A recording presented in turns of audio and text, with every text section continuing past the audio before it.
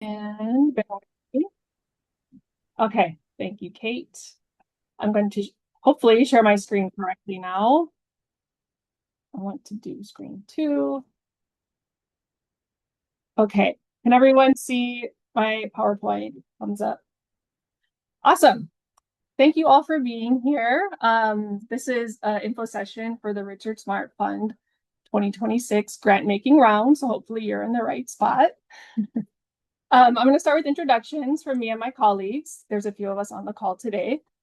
My name is Michelle Pope. If we haven't met yet, I am a program officer for Hawaii Community Foundation. I'm based in Kailua Kona, and I oversee the Richard Smart Fund, being based here on Hawaii Island.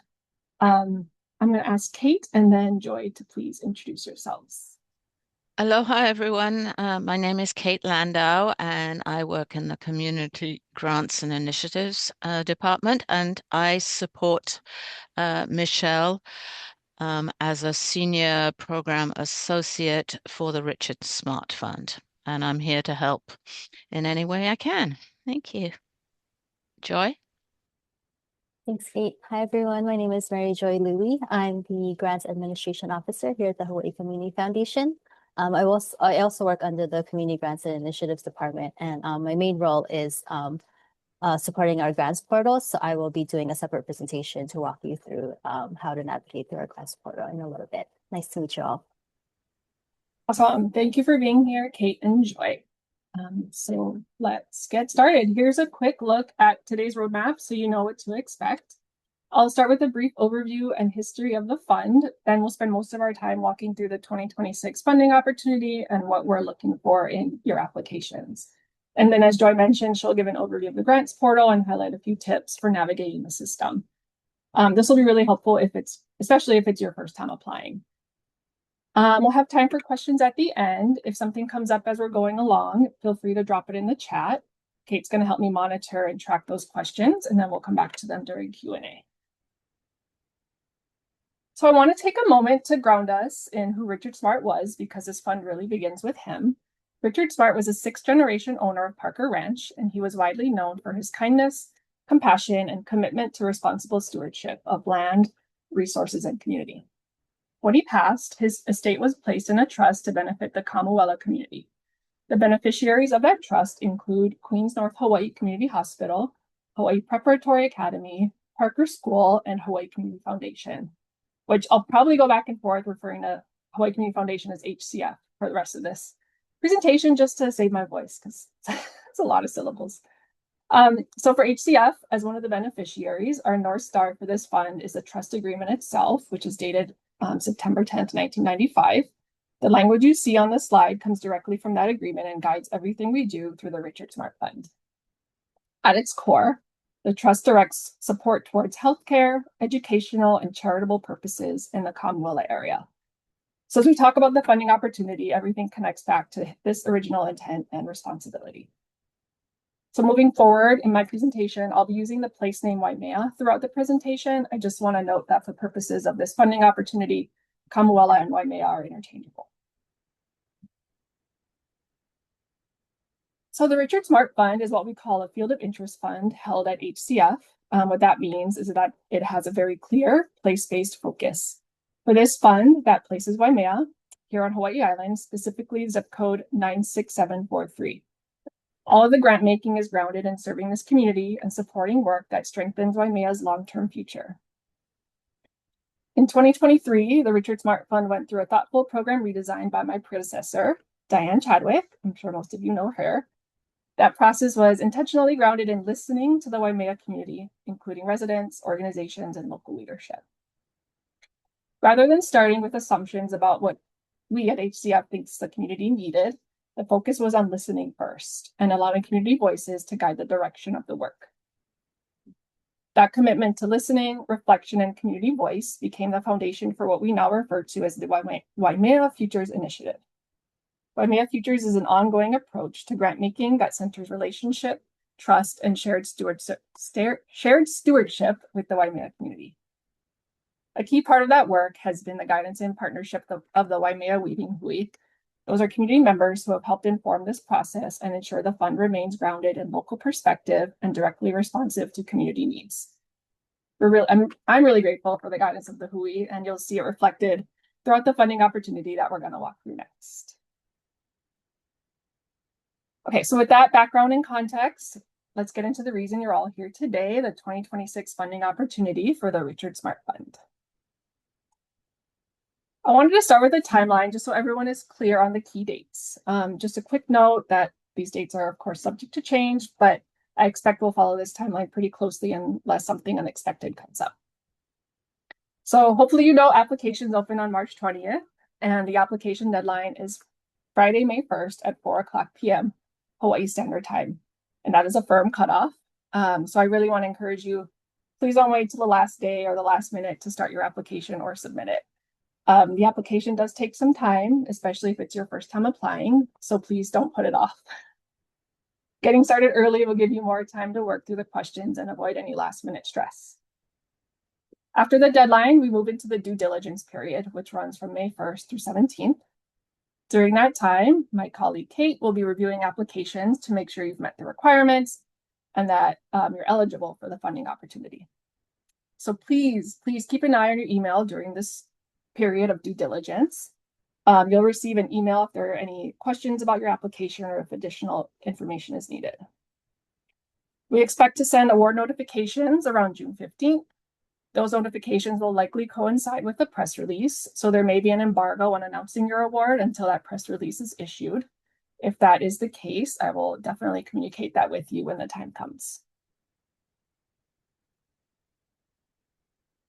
So hopefully many of you have already had a chance to review the funding opportunity, but if not, Kate's going to drop a link in the chat now so that you can have a direct link to the PDF and reference it later. So I'll be referring to the funding opportunity as an FO, probably from here on out. So the FO is really the central document for this application. It lays out everything you need to know from background on the Waimea Futures Initiative to how community listening informed this work and how that input is shaping the funding opportunity. You'll also see in the FO an overview of the Waimea Community Report, which came out of those Waimea Futures listening sessions and conversations. That report captures what community members shared about what they want to preserve, the challenges they're experiencing, and what a hopeful future could look like for Waimea. I won't go deep into the report here. Honestly, I could spend probably a whole session on just the community report itself, but we'll spend more time on the priorities that emerge from that report on the next slide. For now, I just want to flag that you will see the Waimea Community Report referenced throughout the funding opportunity. And I believe Kate will also be dropping a link to that report in the chat as well. So definitely bookmark that so you can reference it later. So the FO clearly lays out eligibility and application requirements. To be eligible, applicants must be a 501c3 nonprofit organization, a fiscally sponsored community serving group, a church program with a charitable purpose, or a Hawaii DOE school project.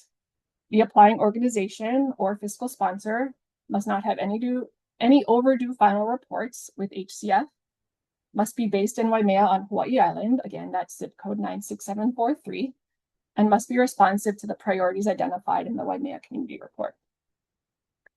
From an application standpoint, there's really two main components that you'll need to complete. The first is your organization profile.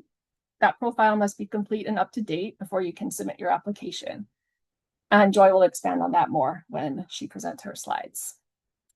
The second component is the application itself, which is organized into four main tabs: program overview, program information, budget, and supporting documents.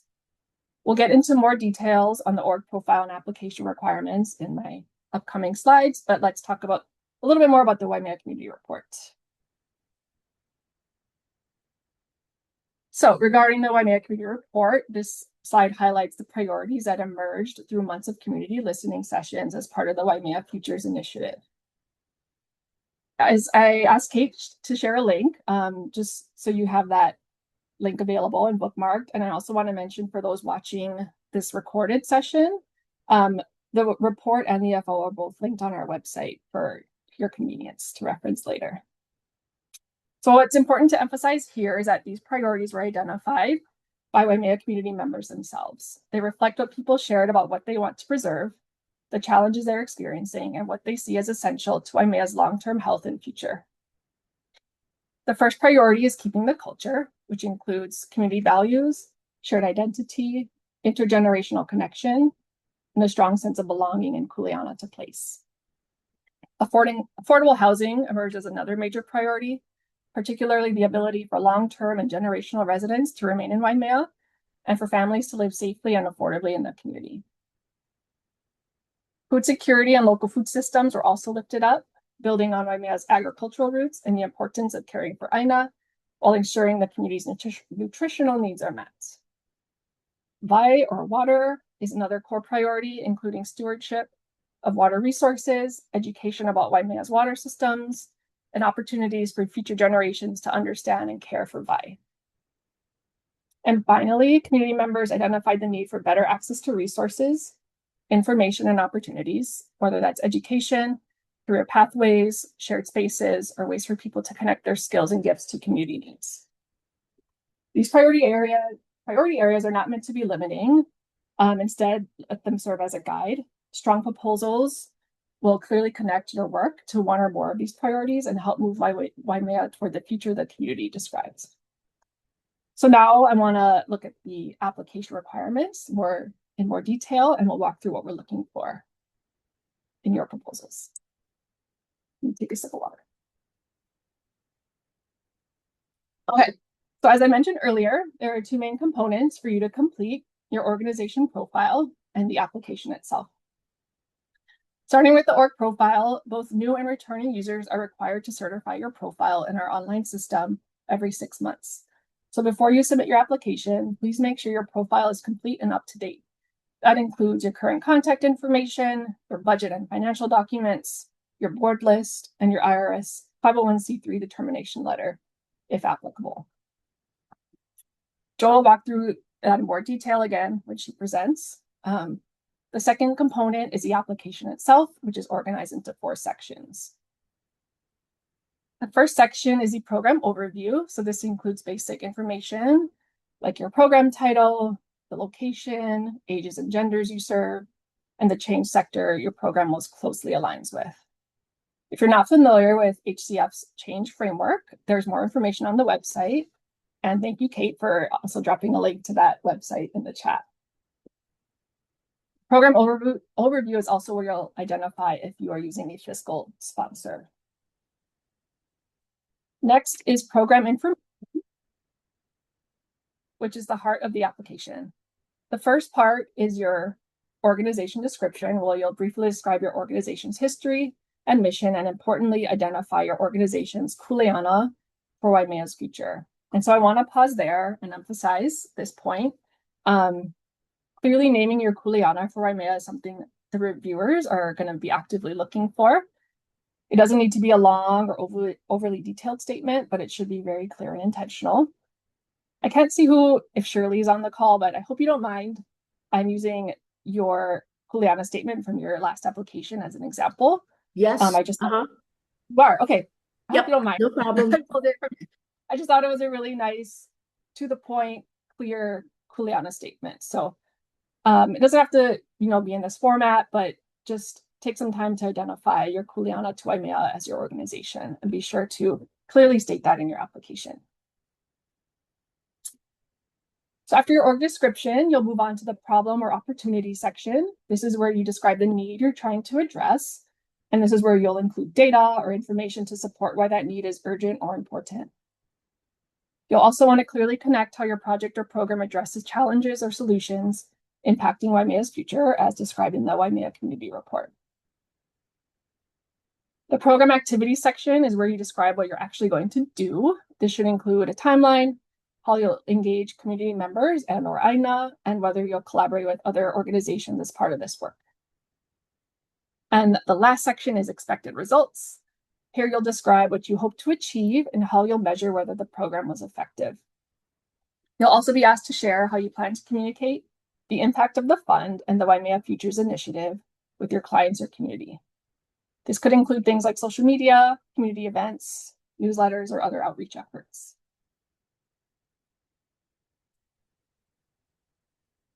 So I just wanted to look at the program budget really quickly with you guys. In the resources section of the grants portal, we do have a program budget template that's available for you to use. Using this template is encouraged, but it's not required. But I hope you do use it. It's just a really simple and helpful tool, especially if you're new to the portal or just putting together a program budget for the first time. I recommend downloading the Excel version of the budget template and using that. And then once it's complete, saving it as a PDF before uploading it into the portal. The spreadsheet version has auto calculations, so it'll help you ensure that your income and that your expenses and your income are balanced correctly when you fill it out. On that note, when you're putting together your budget, your total program expenses should equal your total program income. So the top number where you see total should equal the funding source total should be the same number. If it's not, you'll see down at the bottom where it says budget check. If that says false, then your totals are not matching. So yeah, that is something that we'll look for as reviewers. So please make sure that your totals are equal. For the expenses, it's fine to group costs by category, as long as there's enough detail for the reviewer to understand what the expense is for. For example, you can list classroom supplies instead of listing glue, scissors, pencils. Just make sure it makes sense to the reviewer. On the income side, be sure to list all sources of program income and clearly indicate whether each source is secured, pending, or in kind. And yes, you should list the Richard Smart Fund here as a pending source of income for your program.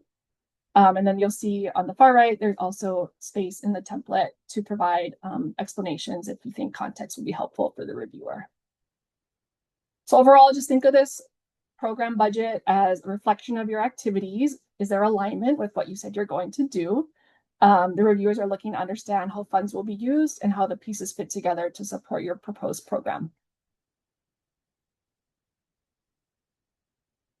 I didn't have a cool photo for this one, so I figured it's Merry Monarch Week and this is appropriate to use. But so the good news here on this slide is that if there is no required supporting documents unless you are applying through a fiscal sponsor.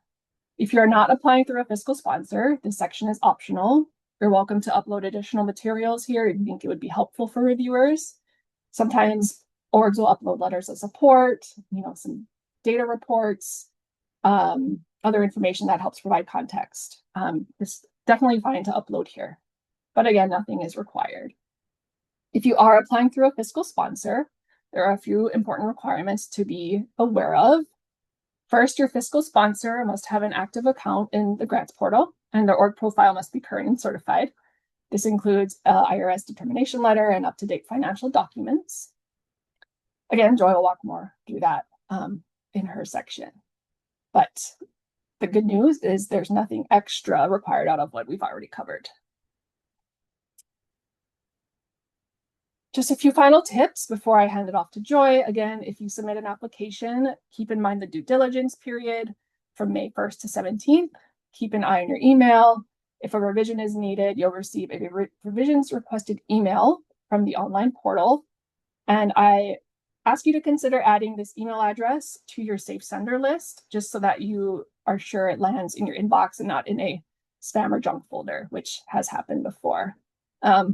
I want to ask Kate to come off mute and share any other tips or info about revisions requested that I may have missed. Yes, good afternoon. Yes, as I say, watch out for emails during that first period, because often you think once it's submitted, you're done, but maybe not. I think Michelle has pretty much covered it. There is currently one option, and sometimes people reply where you see the request. It's in that annotation sidebar. That is not monitored. So we prefer that you don't reply there because we may not see it. And we're looking to, and Joy will expound further on that if needed. But if you run into any other technical difficulties, then put in a support ticket, or you can either contact Michelle or myself if you have a question. But Okay. I think that's pretty much it. Thanks, Kate. So last thing is if you receive an award letter, please be sure to review the whole thing. This letter includes the reporting requirements and any other conditions that are required for your grant. And then like I mentioned, you'll also be notified if there is an embargo on publicly announcing your award prior to the press release. But I do want to mention, please do, once you get the all clear to advertise or share your award, please do, and please tag HCF so that we can share it on our end also. With that, thank you for listening to me. I'm going to hand it off to Joy for her section now.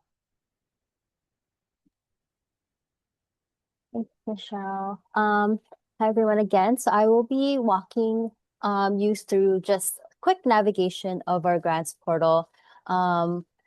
And I think for some of you, you're already very familiar with applying through HCF and our grants portal, and I think some of you are newer. So this is just going to be a brief walkthrough, just tips and little navigation tips to inform you of how to navigate our portal and where to find things, how to complete the application and your organization profile. So in this slide here, just a quick snapshot of our login page. So just wanted to highlight just a few resources that are available for you. So I've circled them here in the screenshot, but I've also put them in the bullets on the left-hand side. So we do have step-by-step applicant user guide. So it's a very detailed user guide for those of you who are very new to our portal. It'll definitely give you more details as compared to my presentation today on how to navigate the portal. We do also have how-to videos if those are, better for you in terms of, watching a video is much easier than reading just a full list of instructions. We also have those how-to videos available for you as well. And then like Kate mentioned, if you ever have any trouble with the portal, have any questions, you're running into trouble, please do submit a support ticket. We do have on staff who monitor those tickets every day. So we can give you a response in a timely manner. And then I had just highlight some quick tips. Currently our grants portal does work better when you use Chrome and Firefox. We have had issues with other browsers in the past. So if you're running into some submit button issues, that could be your browser. So if that happens, please do make sure that you are using Chrome or Firefox. And like Michelle had mentioned earlier, your organization profile is very important in the application process. So we do require that everyone update your profile and certify your profile every 6 months. So that's very important. And then just a tip on registration and password. Again, as Kate and Michelle mentioned, make sure that those emails for reset passwords and registrations do come into your inbox. If not, please do check your junk folder. And there is a time of 10 minutes maximum that those emails should get to your folders. So if you do not receive an email, please do submit a support ticket. Support ticket is your best friend. We do monitor it all the time. So please, as much as possible, if you run into any issues, if you can't get a hold of Michelle or Kate, just send that support ticket. And then I did provide also a link to our login page there as well. Next slide, please. And so if this is your first time applying here at HCF for one of our funding opportunities, this is your first time registering, there are 3 options for you when you do register. So the first option is the organization contact option.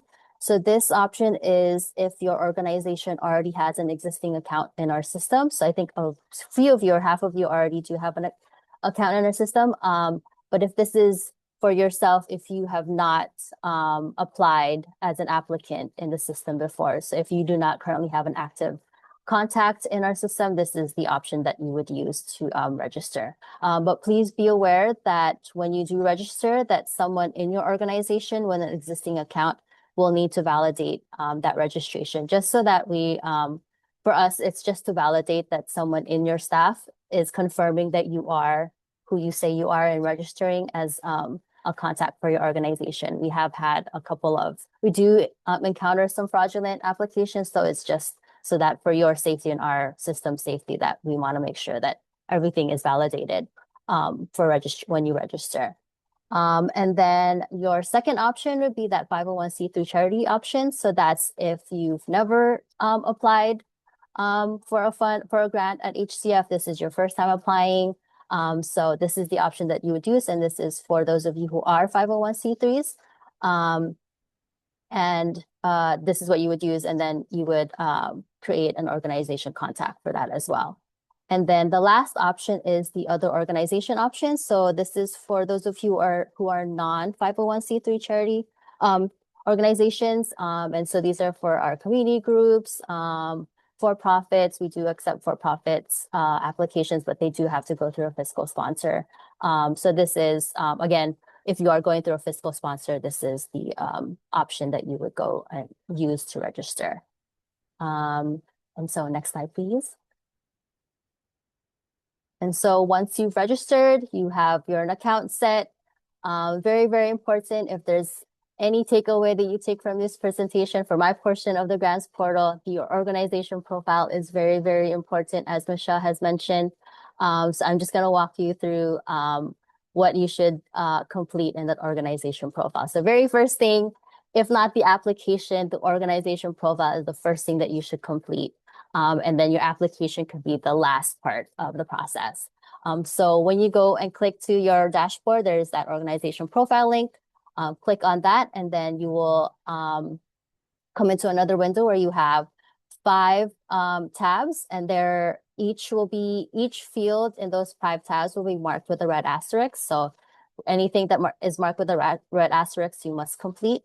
And the one thing that I really want to highlight is that, as I highlighted in this screen, is the budget. So as Michelle mentioned, your financials are very important.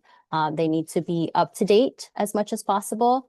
And if they are not, it may result in an administrative denial of your application. So very, very important, that budget section that you must complete and make sure that it's always up to date. And for those of you who are smaller group organizations, we do understand that some of these financial documents might not be available. You might not have these available to submit. So we do accept placeholder documents. So if you, for any reason, do not have a balance sheet, you can upload a placeholder document saying I'm a smaller group organization. We don't currently have this financial document available for you, and that we will accept that. And if you ever, and if this is an option that you need to do, please do reach out to staff. So you can reach out to Michelle, to Kate. You can also reach out to myself or submit a support ticket so we can walk you through how you can submit that placeholder document. Okay, next slide, please. And then, so again, as Michelle mentioned, if you are using a fiscal sponsor, your fiscal sponsor does also need to create an organization profile in our system, and they should be a 501c3 charity. And in the program overview, as again Michelle mentioned, there is a section in the application itself where it asks you to identify if you are using a fiscal sponsor, and it will also ask you who your fiscal sponsor is. So it will give you a drop down of the organizations already in our system that you can select. And again, your fiscal sponsor must also certify the organization and also update the organization profile. So all of their financial documents must also be complete, just like yourself as the applying applicant. And then for the 2 forms that you will need to submit if you are using a fiscal sponsor will be the fiscal sponsor agreement and the fiscal sponsor resolution form. So both of those documents will need to be submitted prior to submitting your application. And both of these documents can also be found in our applicant resources section in the portal. Next slide, please. And this is not recent, but we just introduced last year for those of you who will be using a fiscal sponsor. So moving forward, your fiscal sponsor must now certify and approve your application prior to submission. And so to do so, you are required to include them as a collaborator in your application in order for them to certify that checkbox in the application itself.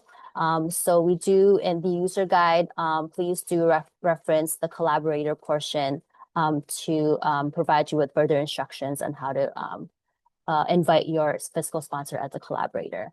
And along with that, if you are granted an award, your fiscal sponsor will also need to certify and approve any reporting and conditions required for your grant if you're granted for this funding opportunity. Okay, next slide, please. Okay, and so once you've completed your organization profile, again, very important, it has to be the first step, if not the last. Once you've completed all of that, you can now go on and complete your application. So all of our funding opportunities, our existing and open funding opportunities can be found at that little microphone icon in your dashboard that says open funding opportunities. Thank you, Michelle. And once you click that, it will open up to a list of all our funding opportunities, and you would just need to look for the Richard Smart Fund.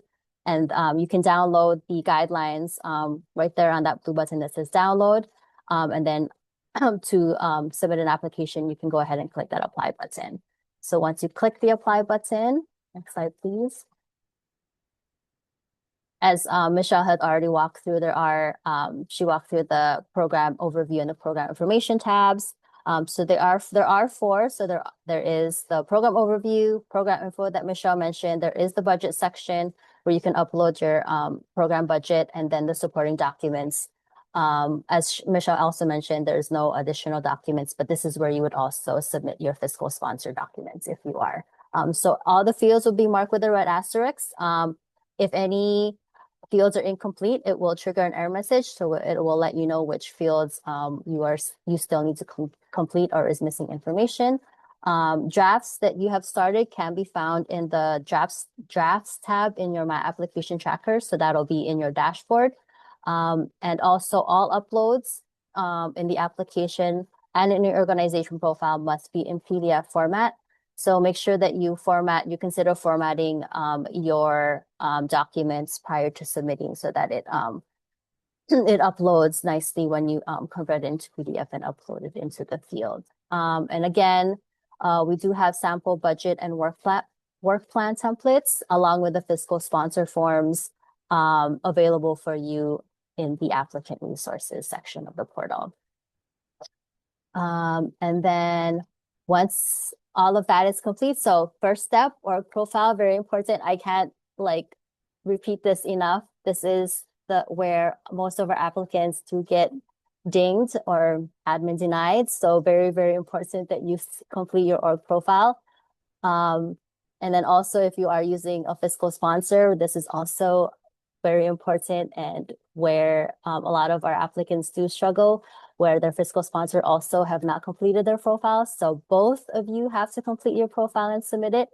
So once all of that is done, complete your application. The application should be the last piece of the process. It's the easiest and quickest part. And so once everything is done, once you've got everything complete, you just want to hit that submit button. It's very important. We have had instances where some folks have thought that they submitted their application, but they did not. So very important that you do receive this notification here that I highlighted in this slide, and that you also receive an email notification. So if you do not receive that notification, you did not submit your application successfully. So make sure that you receive those notifications appropriately. But yeah, so that's a very quick and fast navigation explanation of how to complete your profile, the application. So if you have any questions, you ever run into any trouble, please do submit a support ticket. And I'm sure Michelle and Kate are also available to answer any questions. And I'm here also to answer any questions that you have as well. So thank you very much. Thanks, Joy. I think next time we do this, we should have a ticker for how many times we mention org profile. I know. See.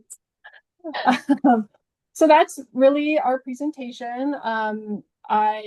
We have time for Q&A.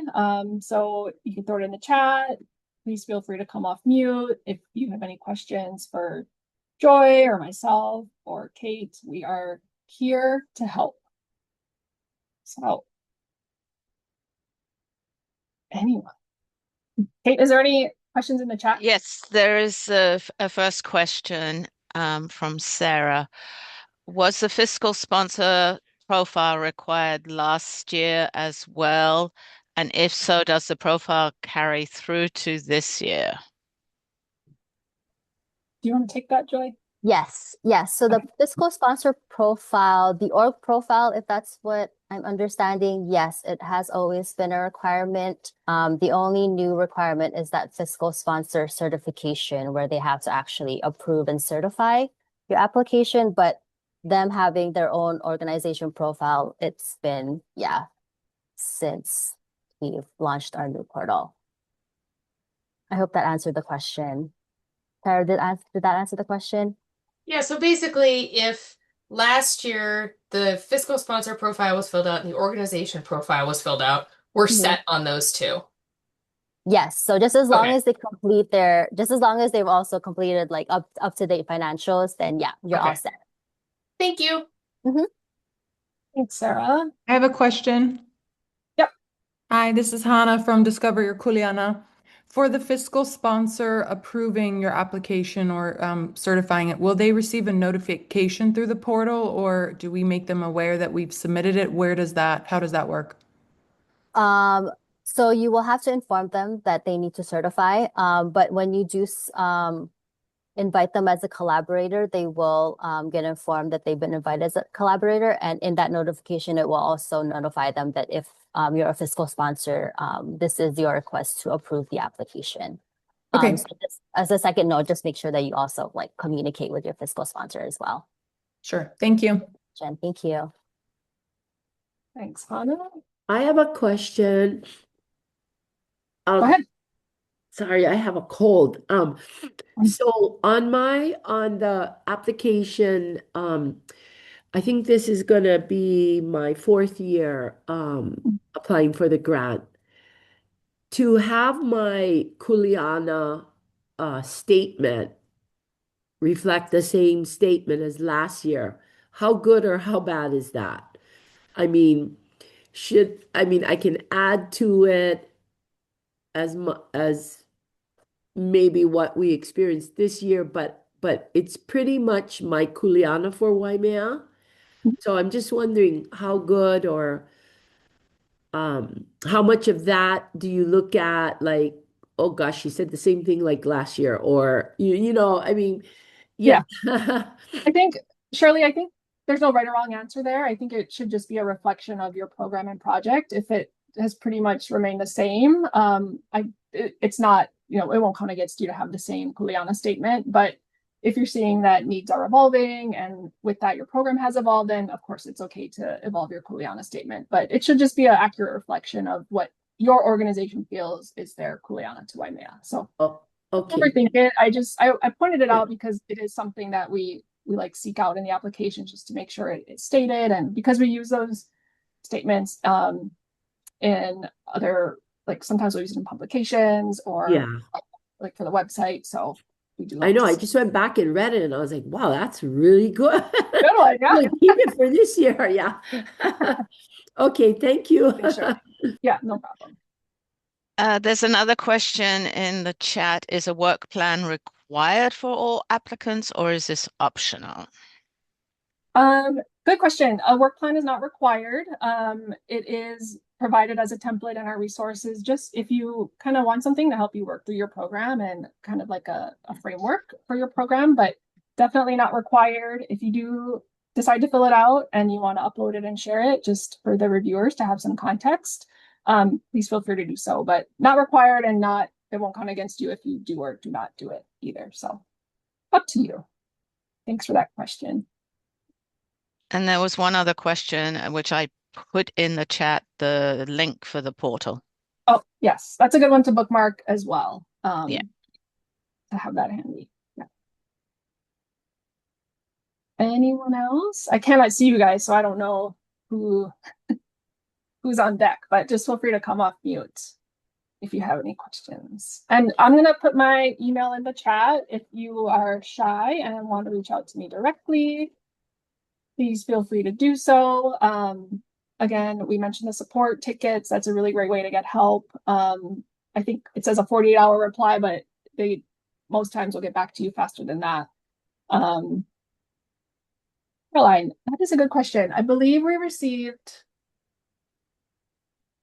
about 33 applications and we approved about 20. So last year was a little different in that the eligibility was open to orgs serving Waimea instead of orgs based in Waimea. So I don't expect that we'll get such a high number this year just because of the eligibility requirements. But I will say in 2024, when we had the same eligibility that you had to be based in Waimea, we had 20 orgs apply, and I think 18 were approved. And the 2 that were not approved were not based in Waimea. But that being said, there is a lot more publicity around this fund, and just grant seeking orgs in general are looking for more opportunities. So I do think it'll be a little bit more competitive in 2026 than it was in 2024. You're welcome. And I can see the chat now. So the average award amount, I would say, so last year it ranged, I think, from about 5,000 was our smallest award up to 25,000 was our max. So somewhere in the middle there. I believe I could pull up the funding opportunity and get you the exact language that I used, but so I don't give an average, I give a range. So last year it was 5,000 to 25,000. So I think it'll be about the same this year. Aaron, I hope that answers your question. Out of sheer curiosity, it's not my situation, but I'm just curious. If the fiscal sponsor is outside of Waimea, but the organization that's doing the work is inside Waimea, would that work? It wouldn't. I would say that meets the eligibility requirements, but I would leave it up to the weaving hui to ultimately decide if their application meets what we're looking for in the application, right? So if the org is, if the community serving group is based in Waimea, but they just have a fiscal sponsor based, I guess, and it would come down to who is the fiscal sponsor? Are they familiar with Waimea? Have they done work there before? So I think I can't say yes or no, but I think that eligibility would be met if the group is actually in Waimea. Okay, thank you. Thanks, Sarah. Good question. Caroline, what is the appropriate amount to request for first-time applicants? Again, no right or wrong answer here. If you can request up to 25,000. There's nothing wrong with doing that as a first-time applicant. Just make sure your program budget makes sense and that your expenses align with your program activities. But no right or wrong answer for how much to request as a first-time applicant. If we have questions regarding budget, like we just, something's not lining up or whatever, do we email you, Michelle, because you said you were putting your email address in, or do we submit the ticket? You can email me first. If it's like a technical question, I'll probably ask you to submit a support ticket. But if it's just, a question about if an expense is appropriate or not, then you can definitely email me about that. I'm happy to help. Okay, thank you. Of course. And both Michelle's email address and a link to the support ticket is in the funding opportunity. Thanks, Kate. Near the end. All right. Any last questions? These are really great questions, you guys.